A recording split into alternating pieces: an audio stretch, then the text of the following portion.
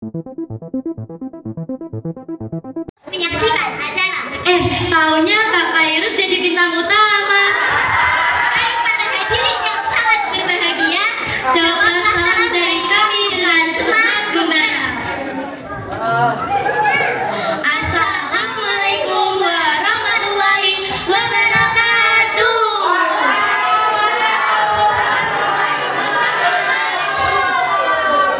Kok jawab salamnya cuma sedikit sih, yang lainnya mana? Santri Al-Ibtiqari, jawab salamnya harus semangat 45 dong. Kita ulangi lagi, tapi jawab salamnya harus semangat ya. Oke. Assalamualaikum warahmatullahi wabarakatuh.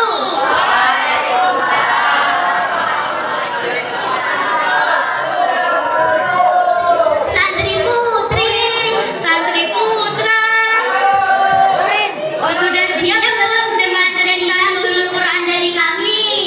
kalau sudah siap simak baik-baik ya ceritanya. Oke, Oke, siap. siap. Let's go. Sejarah turunnya nuzul Quran.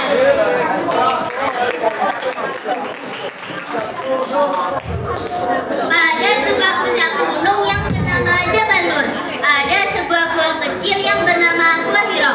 Pada tanggal 17 Ramadan di malam hari, ada seorang laki-laki tampan yang duduk bersembahyang di dalam gua itu. Siapakah laki-laki itu? Ternyata laki-laki tampan itu bernama Muhammad, yang memiliki gelar Al-Amin, yang artinya orang yang dapat dipercaya. Muhammad ini belum menjadi seorang nabi. Beliau punya kebiasaan menginap di jalan gua. Mengapa ya dia menginap di jalan gua? Nah, ini masalah hatinya yang sangat prihatin. Beliau sedih melihat tetangga-tetangganya yang sangat jahat. Bagaimana nggak jahat? Tetangga hobi mereka aja berpeluang melepas tanah, melempar tombak, bahkan membunuh orang-orang yang dia tidak sukai. Suku antara suku bertarung, kalau mereka menang, perempuan dan anak-anak dibawa ke rumah dijadikan budak nafsu. Mereka akan dibawa ke rumah dan diberikan pekerjaan yang sangat melelahkan. Dengan kekejaman dan kebodohan orang Quraisy pada zaman dahulu, semua tak hanya itu. Mereka setelah berperang biasanya menuju ke Ka'bah. Rupanya bukannya untuk doa atau yang lainnya. Mereka justru menyembah patung-patung yang ada di sekitar Ka'bah. Patung buatan mereka sendiri. Ada yang terbuat dari kayu, batu, makanan, bahkan barang bekas. Mereka buat patung sendiri dan mereka sembah sendiri. Inilah zaman kebodohan, zaman jahiliyah. Orang tidak menggunakan hati dan akal. Inilah yang membuat Nabi Muhammad sedih. Bahkan ada yang sampai orang tua membawa anaknya ke padang pasir, lalu dibawakan kuburan dan ditanam hidup-hidup. Ini perempuan, mereka malu memiliki bayi perempuan. Mereka bangga jika memiliki bayi laki-laki. Padahal yang paling mulia itu bukan laki-laki atau perempuannya, tetapi ketakwaan kepada Allah Subhanahu wa Ta'ala.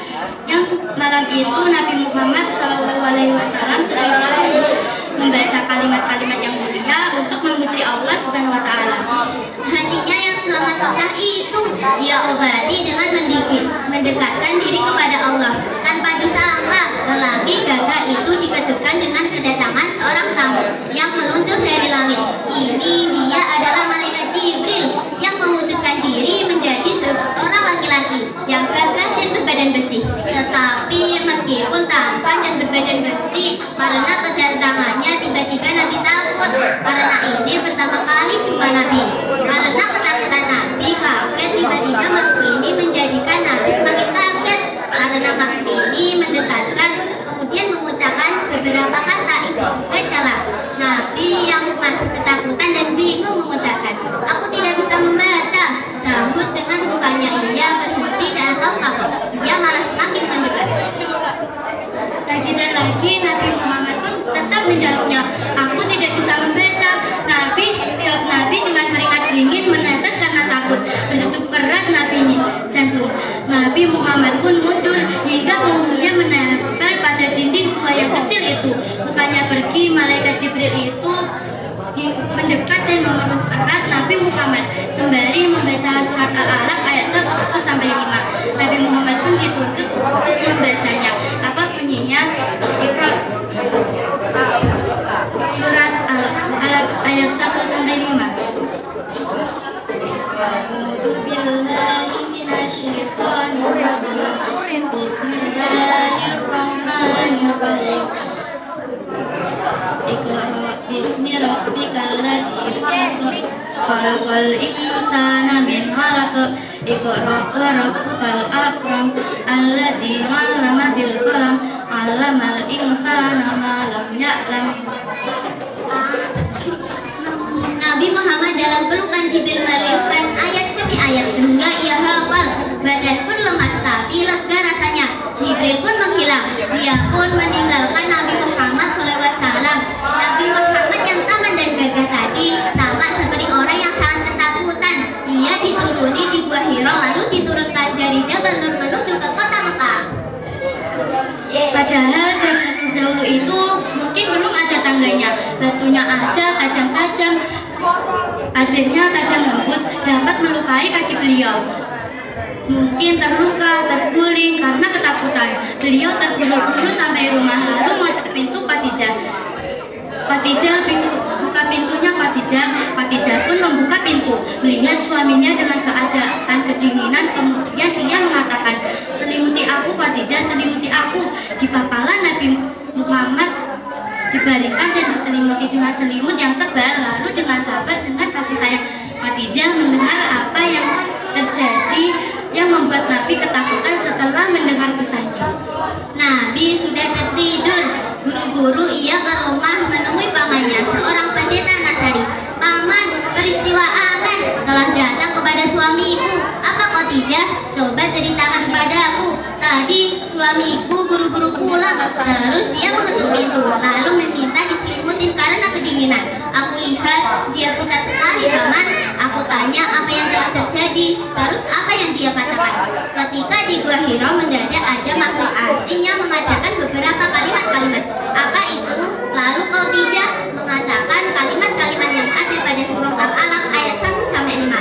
Tampak wajah yang tua berkerut mendengarkan dengan kesungguhan hati, tapi dalam hatinya muncul rasa bahagia. Khadijah, jangan takut, itu adalah Jibril yang pernah datang waktu itu. Khadijah, tahukah dirimu malam ini seorang laki-laki Quraisy bernama Muhammad, sang penyambung silaturahmi ini, Allah menjadikan seorang nabi. Andai saja badanku waktu itu masih kuat, akan kubela suamimu dengan sungguh-sungguh. Saat suamimu diserang, saat suamimu diusir, akan kubela suamimu. Jadi suamiku akan banyak musuhnya. Itulah tabiat dakwah di mana Rasul menyampaikan kebenarannya. Maka umat yang buta hatinya akan menyerang bahkan mengusirnya. Nah, suamimu kesini besok, akan kuberi penjelasan kepada suamimu. Baik, Paman, akan kuajak suamiku ke sini menemuimu. Malam itu Nabi Muhammad diangkat menjadi seorang nabi. Nabi Muhammad diangkat sebagai nabi dengan turunnya wahyu bernama Al-Quran. Pada 17 Ramadan, Solih dan Solihah Al-Quran akan menemani kita saat kita ada di dalam kubur, di padang mahsyar, dan di akhirat sebagai kawan pembela atas izin Allah. Kelak di surga, siapa yang paling banyak membaca Al-Quran, Allah akan memberikan mahkota cahaya yang saking mulianya. Sebagai malam diturunnya Al-Quran, Allah memberikan Lailatul Qadar pada salah satu malam di bulan Ramadan. Udah selesai aja ya ceritanya. Mau seberapa lagi? Gini-gini masih gak tahu kakak-kakak santrinya masih ingat sama apa enggak ceritanya. Iya ya, gini aja deh, kita kasih soal aja biar tahu kakak santri putri atau kakak santri putranya masih ingat cerita kita apa enggak. Soalnya gampang apa susah ya? Gampang atau susah ya? Nah, pertanyaan nomor 1 untuk santri putri dulu ya. Ayo, siapa yang tahu turunnya Nuzulul Quran? Kakak Kasih maju yuk.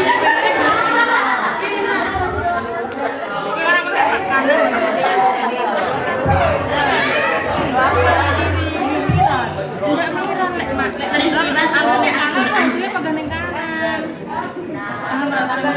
Bener banget, Kak Kasih pinter ya. Beri tepuk tangan yang meriah dong. Nah, kita kasih hadiahnya yang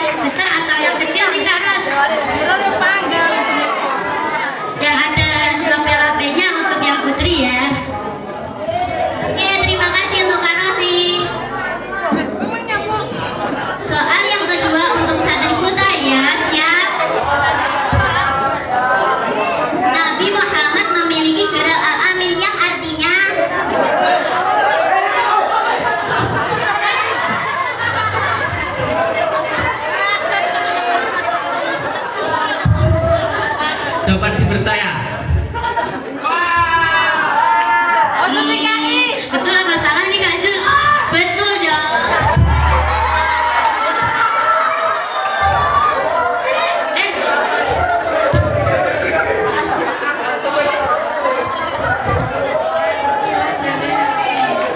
Saya beri aplaus yang meriah dong. Untuk Kak Elki sama Kak Kasih. Jam berapa nih ya? Kok sudah larut malam banget? Iya, nanti yang lainnya nggak kebagian waktu nih. Jadi kita akhiri dengan minta maaf ya jika kita ada salah perkataan atau sifat